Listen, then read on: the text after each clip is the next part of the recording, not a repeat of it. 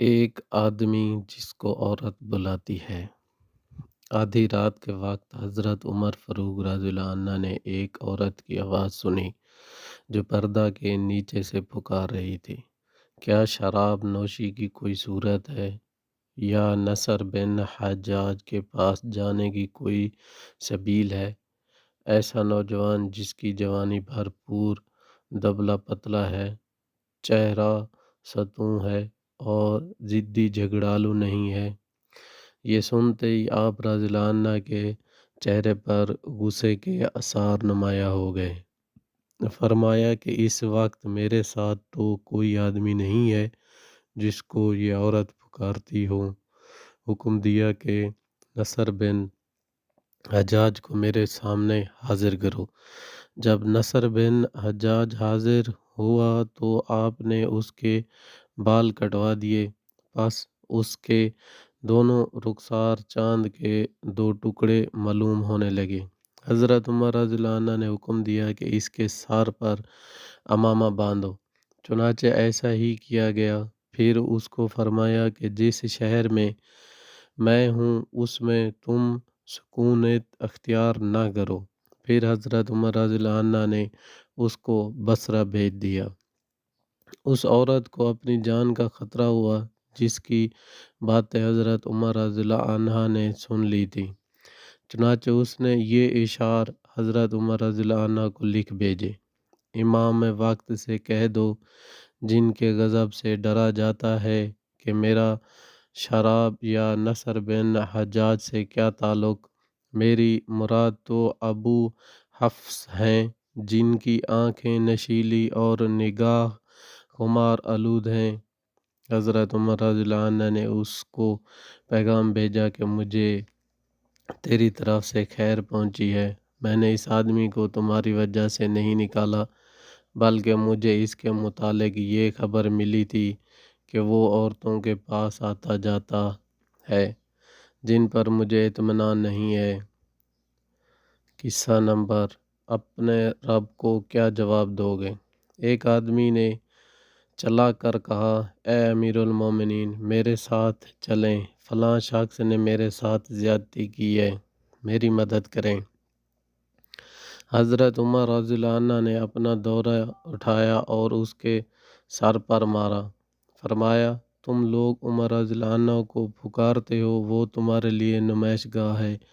جب وہ عمر رضی اللہ عنہ مسلمان کے کسی کام میں مشغول ہوتا ہے تو تم آ جاتے ہو کہ میرے ساتھ چلو، میرے ساتھ چلو۔ وہ آدمی غصے سے بھرا ہوا واپس چلا گیا۔ حضرت عمر رضی اللہ عنہ کا غصہ فرو ہوا تو فرمایا کہ اس آدمی کو بلاؤ۔ وہ آیا تو اس کو اپنا درہ دیا اور فرمایا کہ مجھ سے بدلہ لے لو۔ اس آدمی نے کہا کہ نہیں، میں اس معاملے کو خدا کے لیے اور آپ رضی اللہ عنہ کے لیے چھوڑتا ہوں۔ حضرت عمر رضی اللہ عنہ نے کہا کہ ایسا نہیں ہوگا، بلکہ یا تو تم اللہ کے لیے چھوڑ دو اور اس کے پاس اجر و ثواب کی امید رکھو، یا میرے لیے چھوڑو، میں اس کو جان لیتا ہوں۔ اس آدمی نے کہا کہ میں اس معاملے کو اللہ کے لیے چھوڑتا ہوں۔ پھر حضرت عمر رضی اللہ عنہ نے فرمایا کہ چلے جاؤ۔ اس کے بعد حضرت عمر رضی اللہ عنہ چلتے ہوئے اپنے گھر تشریف لائے اور ہم لوگ بھی آپ کے برابر تھے۔ آپ نے نماز شروع فرمائی، 2 رکعتین پڑھ کر بیٹھے اور کہنے لگے، اے ابن خطاب، تو کم حیثیت کا مالک تھا، اللہ تعالیٰ نے تجھے رفعتیں دیں، تو بے راہ تھا، اللہ نے تجھے راہ دکھائی، تو ذلیل تھا، اللہ نے تجھے عزت دی، پھر اللہ نے تجھے مسلمانوں کی گردنوں پر سوار کیا۔ ایک آدمی آیا، اس نے تجھ سے مدد چاہی مگر تو نے اس کو مارا، تو اپنے رب کو کیا جواب دے گا؟ انف کہتے ہیں کہ حضرت عمر رضی اللہ عنہ اپنی ذات کو ملامت کرنے لگے۔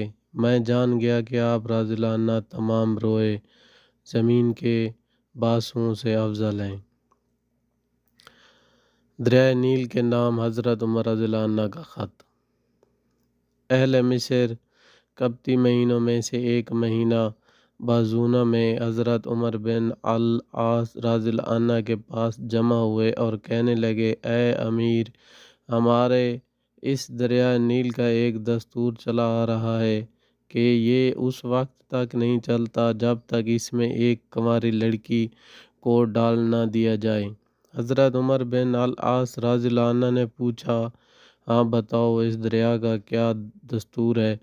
لوگوں نے بتایا کہ جب مہینے کی 12 تاریخ ہوتی ہے تو ہم ماں باپ کی کنواری لڑکی تلاش کرتے ہیں، پھر اس کے ماں باپ کو راضی کر کے اس کو اعلیٰ سے اعلیٰ زیورات اور عمدہ سے عمدہ پوشاک پہناتے ہیں، پھر اس لڑکی کو دریائے نیل میں ڈال دیتے ہیں، اس طرح وہ چلنے لگتا ہے۔ یہ سن کر حضرت عمر بن الخطاب رضی اللہ عنہ کے چہرے پہ غصے کے آثار نمایاں ہو گئے اور فرمایا، یہ طریقہ اسلام میں نہیں ہوگا۔ اسلام ماقابل کے تمام رنج شدہ طریقوں کو مٹاتا ہے۔ مصر کے لوگوں نے ماہ بونا، ماہ ایب اور ماہ مصر تک انتظار کیا، مگر دریائے نیل میں کوئی فرق نہیں آیا، تھوڑا بہت پانی بھی اس میں نہیں آیا، یہاں تک کہ لوگوں نے وہاں سے کوچ کرنے کا ارادہ کر لیا۔ چنانچہ حضرت عمر بن العاص رضی اللہ عنہ نے حضرت عمر بن الخطاب رضی اللہ عنہ کو اس کے متعلق خط لکھا، تو حضرت عمر رضی اللہ عنہ نے جواب میں لکھا کہ تم نے صحیح کہا ہے کہ اسلام ماقابل کے تمام طریقوں کو ختم کرتا ہے۔ میں تمہاری طرف ایک پرچہ بھیج رہا ہوں، جب میرا خط تم تک پہنچے تو یہ پرچہ اس دریائے نیل میں ڈال دینا۔ جب وہ خط حضرت عمر بن العاص رضی اللہ عنہ کے پاس پہنچا تو آپ نے وہ پرچہ کھولا تو اس میں یہ لکھا تھا، امیر المومنین عمر رضی اللہ عنہ، بندہ خدا کی طرف سے دریائے نیل کے نام حمد و صلوات کے بعد، اگر تو اپنی طرف سے چلتا ہے تو نہ چل، اور اگر وحد و کار ذات کے تجھے چلاتی ہے تو ہم اللہ وحد و کار سے درخواست کرتے ہیں کہ وہ تجھے چلا دے۔ حضرت عمر بن العاص رضی اللہ عنہ نے صلیب سے ایک دن پہلے وہ پرچہ دریائے نیل میں ڈال دیا۔ اہل مصر تو وہاں سے کوچ کرنے کی تیاری کر چکے تھے۔ صلیب کے دن صبح کو دیکھا تو معلوم ہوا اللہ نے اس کو 16 ہاتھ کی مقدار جاری کر دیا۔ اس سال سے یہ بری رسم ختم ہوئی۔ واقعہ، حضرت امیر مصر کو امداد کے لیے پکارتے ہیں۔ حضرت عمر رضی اللہ عنہ امیر مصر کو امداد کے لیے پکارتے ہیں۔ جب آسمان سے بادل برسنے بند ہو گئے، زمین نے اپنا پانی نگل لیا، سارے جزیرہ عرب کو قحط سالی نے آ گھیرا، مدینہ میں ہر سمت فاقہ کشی کا عالم ہو گیا، شیر خور بچے بھوک کے مارے تڑپنے لگے اور بڑوں کے کلیجے پھٹنے لگے، تو امیر المومنین حضرت عمر بن الخطاب رضی اللہ عنہ نے مصر کے گورنر حضرت عمر بن العاص رضی اللہ عنہ کو خط لکھا، اللہ کے بندے عمر رضی اللہ عنہ امیر المومنین کی طرف سے عمر بن العاص کے نام سلام کے بعد، اے عمرو، خدا کی قسم تمہیں کوئی پرواہ نہیں، کیونکہ تم اور تمہارے یہاں کے لوگ شکم سیر ہیں، جبکہ میں اور میرے یہاں کے لوگ مرتے جا رہے ہیں، امداد کرو، امداد کرو۔ امیر المومنین کا یہ خط پڑھ کر حضرت عمر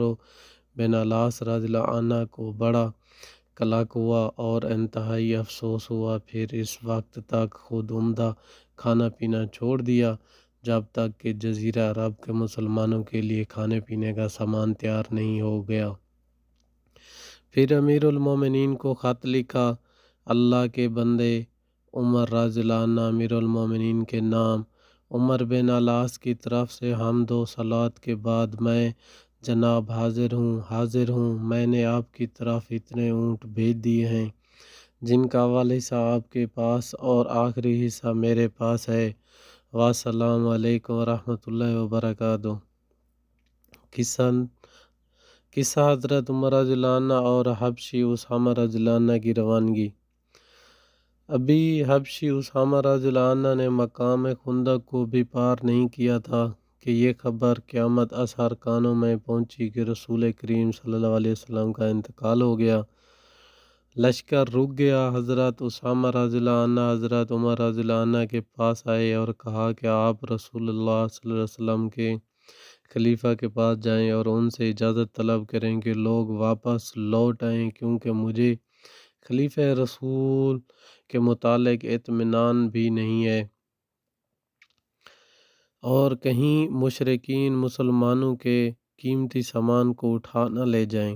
انصار کہنے لگے اگر وہ نہ مانیں تو ہم اس مہم میں چلتے رہیں گے۔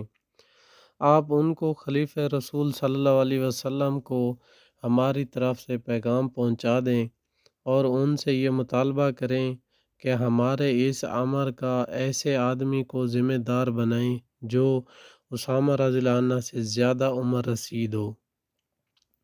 حضرت عمر رضی اللہ عنہ اسامہ رضی اللہ عنہ کا حکم لے کر ابو بکر صدیق رضی اللہ عنہ کے پاس پہنچے اور حضرت اسامہ رضی اللہ عنہ کی ساری بات بتائی۔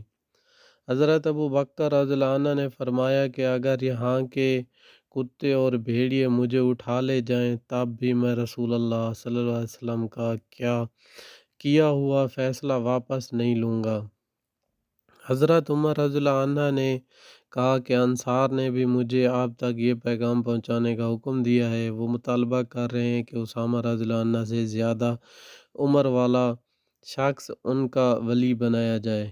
یہ سنتے ہی حضرت ابو بکر رضی اللہ عنہ شیر کی طرح جھپٹے اور حضرت عمر رضی اللہ عنہ کی داڑھی پکڑی اور پکار کر فرمایا اے ابن خطاب، تیری ماں تجھے روئے، کیا تم مجھے ایسے شخص کو معزول کرنے کا کہتے ہو جس کو خود رسول اللہ صلی اللہ علیہ وسلم نے ان کا ولی بنایا ہے؟ حضرت عمر رضی اللہ عنہ کے اثار لیے واپس مڑے اور انصار کے کیا ہوا؟ حضرت عمر رضی اللہ عنہ نے فرمایا کہ اپنے کام میں لگے رہو، تمہاری مائیں تم پر روئیں، آج مجھے تمہاری وجہ سے خلیفہ رسول صلی اللہ علیہ وسلم سے ڈانٹ پیٹ پڑی ہے۔